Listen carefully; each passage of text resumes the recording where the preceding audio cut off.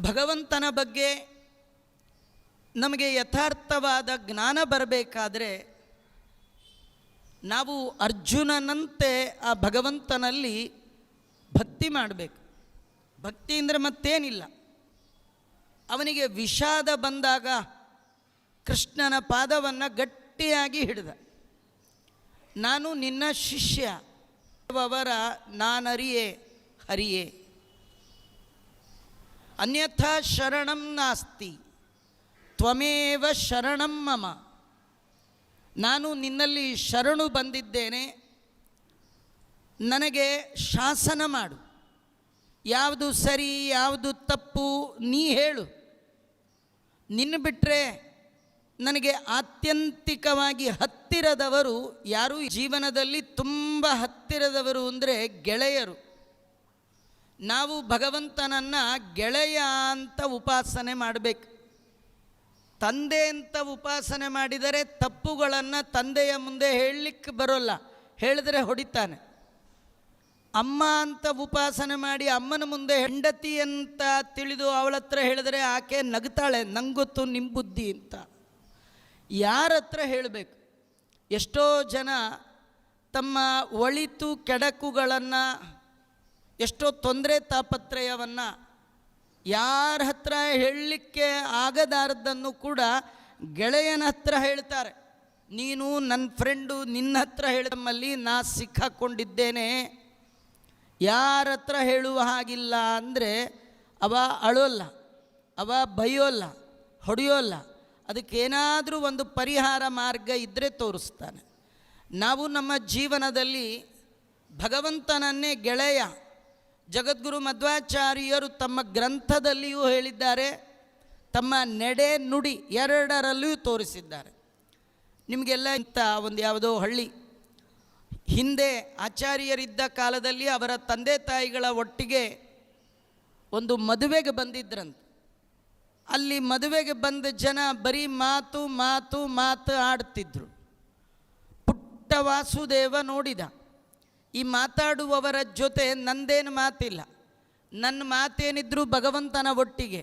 ಇಂಥ ಮಾತಾಡುವವರ loose tax ಮಾತಾಡುವವರ ಮಧ್ಯ ಕೂಡಬಾರ್ದು ಅಂತ ಬಾಲಕ ಹಳ್ಳಿಯಿಂದ ಈ ಅನಂತೇಶ್ವರನ ಸನ್ನಿಧಾನಕ್ಕೆ ನಡೆದು ಬಂದುಬಿಟ್ಟಿದ್ದಾರೆ. ತಂದೆ ತಾಯಿಗಳು ಎಲ್ಲ ಮುಗಿದ ಮೇಲೆ ಮಗುವಿನ ಹುಡುಕಾಟ ಮಾಡುವಾಗ ಕಾಣದಿದ್ದಾಗ ಹುಡುಕ್ತಾ ಹೋಗಿದ್ದಾರೆ. ಜನ ಹೇಳಿದ ದಾರಿಯಲ್ಲೇ ಬಂದು ಕಡೆಗೆ ಈ ಕ್ಷೇತ್ರಕ್ಕೆ ಬಂದು ಮಗುವನ್ನು ಕಂಡಿದ್ದಾರೆ. ಆ ಮಗುವನ್ನು ಕೇಳ್ತಾ ಇದ್ದಾರೆ, ಇಷ್ಟು ದೂರ ನೀ 3 ವರ್ಷದ ಪುಟ್ಟ ಬಾಲಕ ಬಂದದ್ದಾದರೂ ಹೇಗೆ, ಒಬ್ಬನೇ ಹೇಗೆ ಬಂದೆ? ಆ ಸಂದರ್ಭದಲ್ಲಿ ಆಚಾರ್ಯರು ಕೊಟ್ಟ ಉತ್ತರ, ನಾನು ಒಬ್ಬನೇ ಬರಲಿಲ್ಲ, ನನ್ನ ಗೆಳೆಯ ಒಬ್ಬಿದ್ದಾನೆ. ಕಾನನ ಗೋ ವಿಭುಹು ಮಮ ಸಖಃ. ಕಾಡಿನಲ್ಲಿರುವ ಸರ್ವಸ್ವಾಮಿಯಾದ ಲಕ್ಷ್ಮೀ ನರಸಿಂಹದೇವನ ನನಗೆ ಅವ ಗೆಳೆಯ ಅಂತ, ಆ ಗೆಳೆಯನ ಒಟ್ಟಿಗೆ ನಾನು ಬಂದೆ ಅಂತಾರೆ. ಆಚಾರ್ಯರು ತಮ್ಮ ಗ್ರಂಥದಲ್ಲಿಯೂ ಕೂಡ ಯಸ್ಸರ್ವಗುಣ ಸಂಪೂರ್ಣ ಸರ್ವದೋಷ ವಿವರ್ಜಿತ ಪ್ರೀಯತಾಂ ಪ್ರೀತಯೇ ಬಾಲಂ ವಿಷ್ಣುರುಮೇ ಪರಮಸುಹೃತ್. ಭಗವಂತ ನನಗೆ ಆತ್ಯಂತಿಕ ಗೆಳೆಯ, ಹತ್ತಿರದ ಗೆಳೆಯನ ಕರಿಬೇಕು ಅಂದರೆ ಯಾರು ಬಾರದ ಕಾಲಕ್ಕೂ ಬಂದು ನಮ್ಮ ಒಳಿತು ಕೆಡಕುಗಳಿಗೆ ಯಾರು ಓಗೊಡ್ತಾನೆ ಅವನು ನಿಜವಾದ ಗೆಳೆಯ. ಯಾರು ಬಾರದ ಕಾಲ ಅಂದರೆ ನಮ್ಮ ಅಂತ್ಯಕಾಲ. ಅಂತ್ಯಕಾಲದಲ್ಲಿ ಬರುವವ ಒಬ್ಬನೇ, ಅದು ಭಗವಂತ, ಅವನೇ ನಿಜವಾದ ಗೆಳೆಯ. ಹಾಗಾಗಿ ಅರ್ಜುನ, ಪಾಂಡವರು, ಭಗವಂತನ ಭಕ್ತರೆಲ್ಲ ಭಗವಂತನನ್ನು ಗೆಳೆಯ ಅಂತ ಉಪಾಸನೆ ಮಾಡಿರ್ತಾರೆ. ಭಗವಂತನೂ ಕೂಡ ಭಕ್ತರನ್ನು ಗೆಳೆಯರನ್ನು ನೋಡಿಕೊಳ್ಳುವಂತೆ ನೋಡ್ತಾನೆ. ನೀನು ನನಗೆ ತುಂಬ ಬೇಕಾದವ, ಮಮ ಪ್ರಾಣಾಹಿ ಪಾಂಡವ ಅಂತ ಭಗವಂತ ಹೇಳಿದ್ದಾನೆ. ಆದ್ದರಿಂದ ನಿನಗೆ ಈ ಜ್ಞಾನವನ್ನು, ಉತ್ತಮವಾದ ರಹಸ್ಯವಾದ ಈ ಸಾಂಖ್ಯ ಯೋಗ ಮತ್ತು ಈ ಕರ್ಮ ಯೋಗದ ಒಂದು ರಹಸ್ಯವನ್ನು ನಿನಗೆ ಹೇಳಿದ್ದೇನೆ ಅಂತ ಹೇಳ್ತಾ ಇದ್ದಾನೆ. ಈಗ ಹೇಳ್ತಾ ಇದ್ದೆ, ನಾನು ಹಿಂದೆ ಹೇಳಿದ್ದೆ, ಇದು ಪರಂಪರೆಯಿಂದ ಬಂದದ್ದು. ಇದೆಲ್ಲ ಯಾಕೆ ಕೃಷ್ಣ ಹೇಳ್ತಾ ಇದ್ದಾನೆ ಅಂದರೆ, ಯಾವುದೇ ಒಂದು ಜ್ಞಾನ ಅದು ಪ್ರಮಾಣ ಆಗಬೇಕಂತಾದರೆ ಅದಕ್ಕೊಂದು ಪರಂಪರೆ ಬೇಕು. ನಾವು ಮಹಾಭಾರತದಲ್ಲಿ ನೋಡಲಿ, ಭಾಗವತದಲ್ಲಿ ನೋಡಲಿ, ಅದಕ್ಕೊಂದು ಪರಂಪರೆಯನ್ನು ಹೇಳ್ತಾರೆ. ಭಾಗವತಕ್ಕೆ ಒಂದು ಪರಂಪರೆ ಇದೆ. ಭಗವಂತ ತನ್ನ ನಾಭಿ ಕಮಲದಲ್ಲಿ ಬಂದ ಬ್ರಹ್ಮದೇವರಿಗೆ 4 ಶ್ಲೋಕದ ಭಾಗವತವನ್ನು ಹೇಳಿದ್ದಾರೆ. ಆನಂತರದಲ್ಲಿ ಅದೇ ಭಾಗವತವನ್ನು ನಾರದರಿಗೆ ಬ್ರಹ್ಮದೇವರು ಹೇಳಿದರು. ನಾರದರು ಆ ಭಾಗವತವನ್ನು ತಂದು ವೇದವ್ಯಾಸ ದೇವರ ಪಾದಾರವಿಂದ ಆ 4 ಶ್ಲೋಕವನ್ನೇ 18,000 ಮಾಡಿ ಮಕ್ಕಳಾದ ಶುಕರಿಗೆ ಕೊಟ್ಟರು. ಶುಕಾಚಾರ್ಯರು ಪರೀಕ್ಷಿತನಿಗೆ ಕೊಟ್ಟರು. ಪರೀಕ್ಷಿತನಿಗೆ ಹೇಳುವ ಸಂದರ್ಭದಲ್ಲಿ ಕೂತು ಕೇಳಿದ ಸೂತ ಆಚಾರ್ಯರು ಒಂದು ಪರಂಪರ, ಅನೇಕ ಪರಂಪರೆಯಿಂದ ಬಂದ ಜ್ಞಾನ ಏನಿದೆ ಪರಮಾತ್ಮನನ್ನು ಹೊಂದಲಿಕ್ಕೆ ಸಾಧ್ಯ. ಜೀವನ ಸಾರ್ಥಕತೆಯನ್ನು ಪಡೆಯುತ್ತೆ.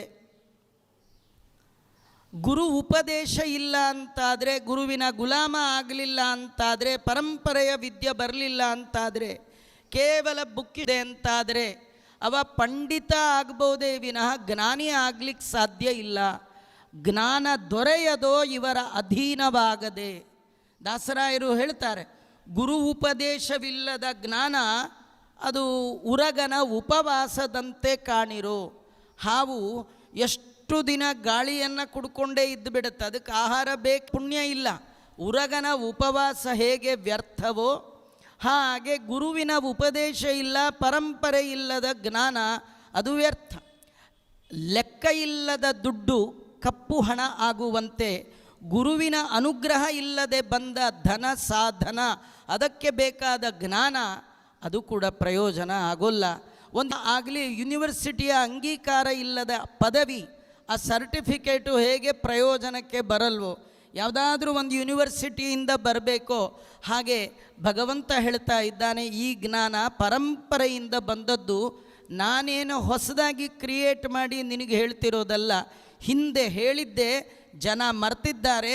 ಜ್ಞಾನ ಮತ್ತು ಕರ್ಮ, ಈ ಯೋಗವನ್ನು, ಈ ಉಪಾಯವನ್ನು ತಿಳಿದು ನನ್ನ ಭಜನೆ ಮಾಡಲಿ ಅಂತ ನಾನಿದನ್ನು ಹೇಳ್ತಾ ಇದ್ದೇನೆ ಅಂತ ಭಗವಂತ ಹೇಳ್ತಾ ಇದ್ದಾನೆ.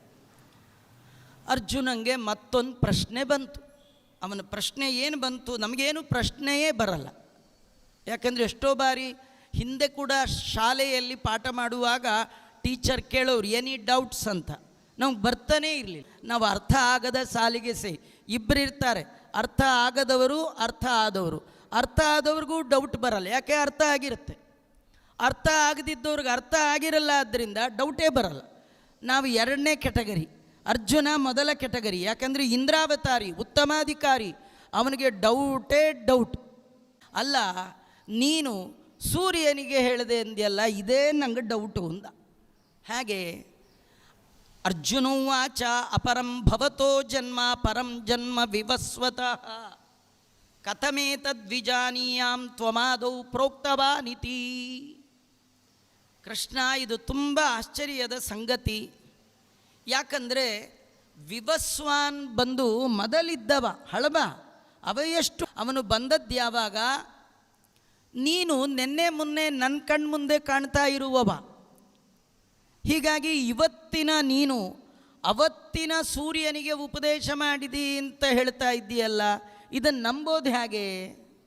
ಇದನ್ನು ಪ್ರಮಾಣೀಕರಿಸೋದು ಹೇಗೆ? ಯಾಕೋ ನನಗೆ ನೀ ಹೇಳುವ ಮಾತಿನಲ್ಲಿ ಯದ್ಯಪಿ ಅರ್ಜುನಂಗೆ ನಂಬಿಕೆ ಬರಲ್ಲ ಅಂತಿಲ್ಲ. ಅರ್ಜುನ ಉತ್ತಮಾಧಿಕಾರಿ, ಭಗವಂತನ ಮಾತಿನಲ್ಲಿ ಪ್ರಶ್ನೆಯೇ ಮಾಡೋಲ್ಲ.